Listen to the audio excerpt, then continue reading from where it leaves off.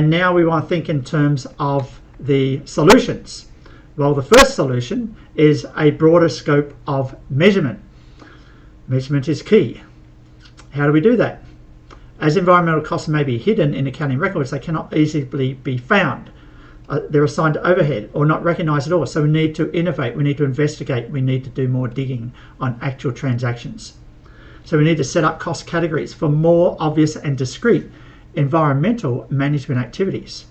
There are less obvious costs to be more clearly labelled as environmental, so they can be traced more easily. So once you start classifying, then you're able to trace more easily. Consider what externalities the organisation creates, pollution, and look at ways to capture their true cost, e.g. the cost of cleanup of land spoiled by our organisation's use. So the solution one is a broader scope of measurement. I guess related to that is measurement over time. All right, so we want to think in terms of life cycle assessment, and here we are measuring the environmental impacts that may occur at each stage of the product cycle. You know, initial design, the ramp up, the production, and then the end of life cycle. And they're talking about, you know, the whole life cycle, the end of life cycle being the retiring of products and then the recycling of products. What about the costs of recycling products? What about the costs of recycling the lithium batteries that are in Tesla cars in 10 or 15 years time? What are we going to do with that? So life cycle assessment is looking at all the stages of the life cycle. So we need to examine the environmental impacts of product or activity across the entire life cycle,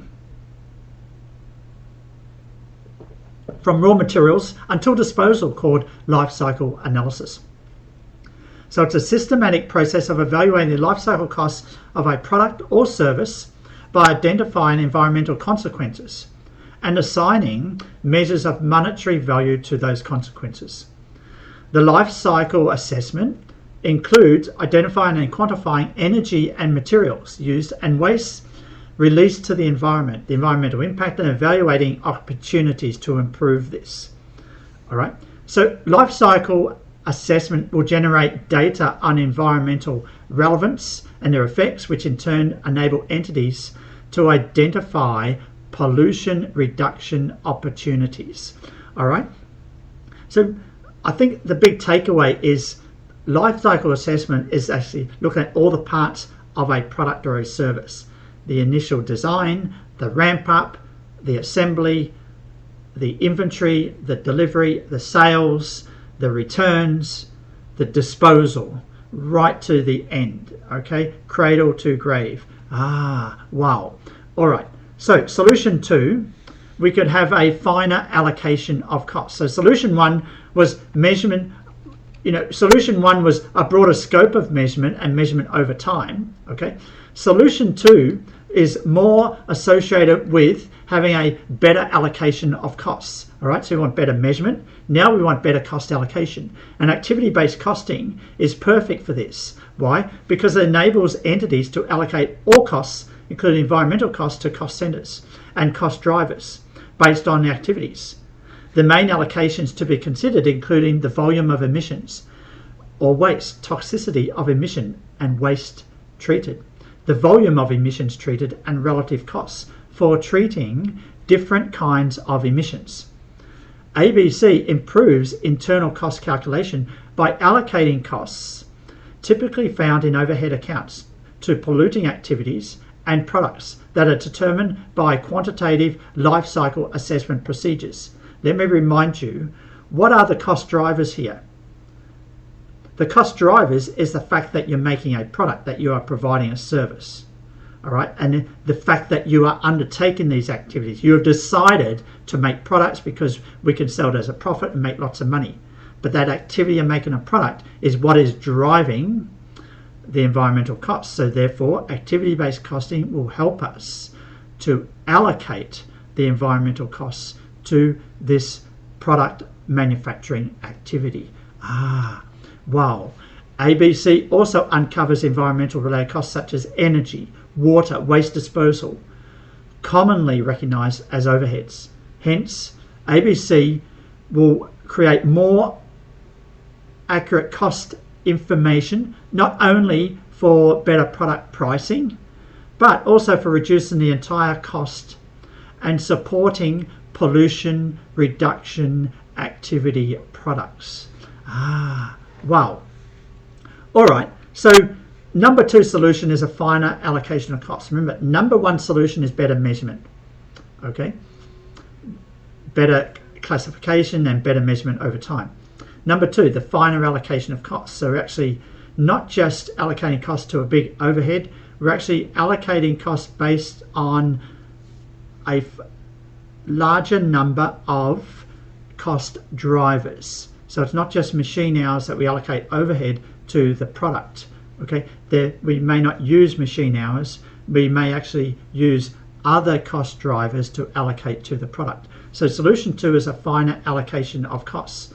Solution 3 is about systematic mapping and alignment of environmental activities. This is where it gets back to systems thinking. Now remember, in some ways, activity-based costing is applying systems thinking because we're looking at a fine detail of when we got this machine running, what costs, environmental costs, is it driving, and then we allocate environmental costs to the product it is making. All right, and maybe not just based on the machine hours, but based on other aspects of the product that the machine has to do to make that product. All right, so that's the physical system and flow. When we talk about the systematic mapping and alignment of initiatives, we're also bringing in the social. We're bringing in the alignment of the employee motivations. All right, the alignment of the employee motivations so they feel at one with the company's vision for its environmental sustainability future. And also, it also is linked to the alignment with the community and customer vision for where that product needs to be in the future, whether it represents a sustainable future or not. So when we talk about systematic mapping, yes, we're going to be mapping some operational flows, but there are some other mapping that may not be connected in a physical sense, but it may be connected in a social sense. For example, if we ask all our employees to do training on environmental footprint of our company and how we can be better, pay attention to keeping things clean around the factory, then that can be linked to employee behavior of cleaning up after each setup of a product, or cleaning up when they see some rubbish around, they'll immediately put it in the bin. All right, and so that connection of training with that action is not a physical connection, that's a social connection. So when we talk about a systematic mapping and alignment, and we talk about a balanced scorecard, we are appealing not just to the physical connections of the operations in the organization, but also the social connections where we get employees engaged to do the right thing without having to tell them all the time, without having to monitor them all the time. So just this is a broader aspect of thinking about the system than activity-based costing. All right, so environmental perspectives can be incorporated into the balanced scorecard. It can act as an environmental balanced scorecard can act as a comprehensive performance management tool in an organization. It is a set of measurements that give top managers a comprehensive view of the business, including the effects of operational and environmental measures on different company perspectives, such as customer satisfaction, internal improvement, research and training, and financial and other perspectives related to business strategy. And environmental balanced scorecard integrates environmental specific indicators into each of the 4 aspects of the balanced scorecard. And finally, it guarantees that financial performance measures reflect environmental considerations by, for example, ensuring environmental costs are identified and allocated to budgets. All right, so you're probably wondering, what are we talking about with a balanced scorecard? we're talking about having a balance between the past and the future. Like accounting, financial accounting is very much in the past, and then in the future is kind of a strategy, the vision, right? So we've got to connect the two, and also we're connecting the financial and the non-financial.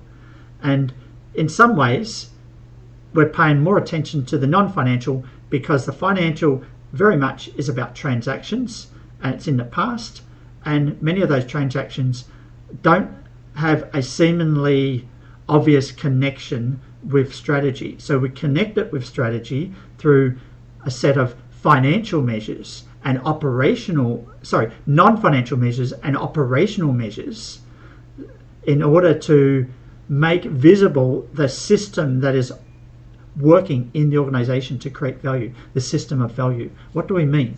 Well, what we mean, if we look at the learning and growth perspective here, this is where traditional balanced scorecards have started. And that is, if we train the right people, then they will operate the factory machines more efficiently. And those operations will create products that will have less internal failure. They'll produce better quality products. And so therefore, customers will be happy and they'll come back and buy more, and the company will make lots of money. All right. So that's a system, that's a story of the firm value. What we're doing with the environmental balance scorecard is to think in terms of how the environmental side feeds into the training of the people. How does the environmental footprint and the sustainability perspective impact on how we operate the internal processes, and how do we promote the firm's footprint and environmental initiatives to customers so we can make more sales? And often you've got the financial perspective that's going to fix up the transactions. So when we talk about the strategic relevance of environmental and social aspects, where they have relevance in all aspects of the system of value creation in the organization. Now, I've taught the balanced scorecard for many decades now, and the best idea that I would like you to take away with in thinking about the balanced scorecard without getting too confused is basically it's SMS. You all use your phone, you get SMS. I know you use WhatsApp, I know you use Facebook Messenger, but SMS is the way to go with the balanced scorecard. Why? Because it's all about the story of a company's strategy. It's all about the measurement of these different perspectives, not just operations, not just financial, but measuring customer satisfaction, measuring employee satisfaction, measuring employee training, measuring the environment. And it's about creating a linkage, a story between all these measures. So if we do well on the learning and growth, then that will feed into doing better on the internal process. Then that will feed into better sales and better customer satisfaction, and that will feed into more profits in the long term. So that's what we mean by the alignment of these different systems. So we've got strategy, we've got measurement, and we've got systems alignment. And that's what we mean by the balanced scorecard. And so an example for this case, I did say we're going to talk about case, but I think we just have time for this case on the balanced scorecard. And that is where this company not just has a typical balanced scorecard, and the typical one is financial performance, customer satisfaction, internal process, and learning and growth. That's the typical balanced scorecard. And as I said, the idea is that system story-wise, if we do well on training the people, we're going to have more efficient processes. Then we can have better products coming out and delivered to customers on time. They're going to be satisfied, they're going to buy more, they're going to come back in the future, and then we're going to have better financial performance. Well, what we want to say is that if we focus on sustainable development, that can also add to these stories and system, because if we've got machines that are more sustainable, then it's likely that the internal business processes can be more cost efficient, and maybe we can expand more and then deliver faster to customers.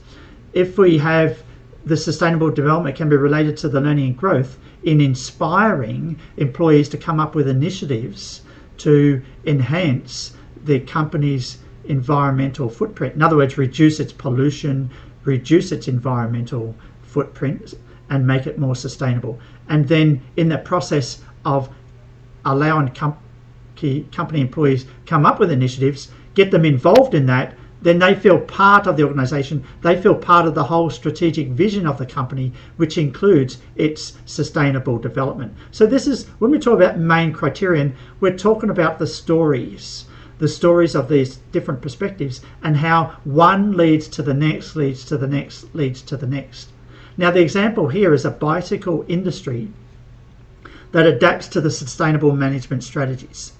And once we have this general story in place, these objectives, we can start to think about how can we measure elements of each of these objectives, because it's these elements that we will see in operation. We may not necessarily see learning and growth, but we will see the restructuring, we will see employees' ability, we will see employee satisfaction, because we can measure all these things. We cannot measure internal business processes, but we can measure the information system readiness. We can measure the service provided. We can measure the extent that we are innovating on different processes. So we can, once we break down these items into subcomponents, then we can start to think of measures. And once we get measures in place, then as the maxim goes, you cannot manage what you cannot measure. So if we can measure it, then we can manage it and we can control it. And so this is what we mean by a balanced scorecard. And with the fifth element, where we're bringing in elements of sustainable development and measuring things like social care, protection of human rights, labour rights, industrial safety and health, we're measuring these things, then they start to become visible. They start to become an equal component of the company's strategy. Wow, that's wonderful. So there are the different things that we have taken you through, but here are the benefits of environmental management accounting. More informed decision making, that's what we want. We want better decision making, and that's not going to come from the profit and loss and balance sheet. We're going to uncover opportunities, because we might find that we can do recycling or use of waste in other activities, because now we're measuring it in more detail. We can break down different types of environmental costs into pollution, different types of waste, and different cleanup expenses. Improve pricing of products, because now for activity-based costing, we have more informed cost allocation of products. So then we can better apply our general cost markup margins to those products. And if a product is not making a profit, then we could decide maybe we shouldn't manufacture a product C, because now when we allocate the environmental cost to that product, it is no longer profitable. It can assist with internal and external reporting, identifying environmental costs to help organisations to collect data about their environmental impact for internal and external reporting. And also it increases competitive advantage. Associated publicity might provide an organisation with a competitive advantage, knowing that, number one, employees really want to work for that organisation because they see on the inside that the company's vision does translate into better employment training opportunities, better operations and safety and sustainable operations, and better environmental outcomes. All right, and competitive advantage that flows outward into the brand reputation, the CDC ranking, and then customers view that brand as being associated with the sustainability, and then customers might prefer that brand to other brands even though the price is the same, or even more expensive. Customers still will buy because they see it is associated with sustainability actions by the company. Improved reputation. Efforts to reduce environmental costs and related impact will have reputation implications over time, like I said, with respect to how customers perceive the brand and the products made by your brand and services provided by your brand. Finally, and I did harp on this several times, staff retention and attraction. This is an employee value proposition that is largely neglected by a lot of senior management. Managing for the environmental may enable a company to retain and attract better staff, as well as improve staff morale and engagement. So therefore, you don't have to pay efficiency wages. People want to work for this company because they want to be associated with what that company stands for. And if another company comes along, competitor, and offers 20% pay rise, you may say no, because I want to work for a company that I believe in and my values are aligned with its values with respect to sustainability and the environment. So we won't have time for the other case examples. I've given you a case example of the balanced scorecard, but in closing, what we did in this session was show you that traditional accounting fails in terms of measurement. It fails in non-financial measurement. It fails in cost allocation. It fails in actually classification of costs. It fails in many ways.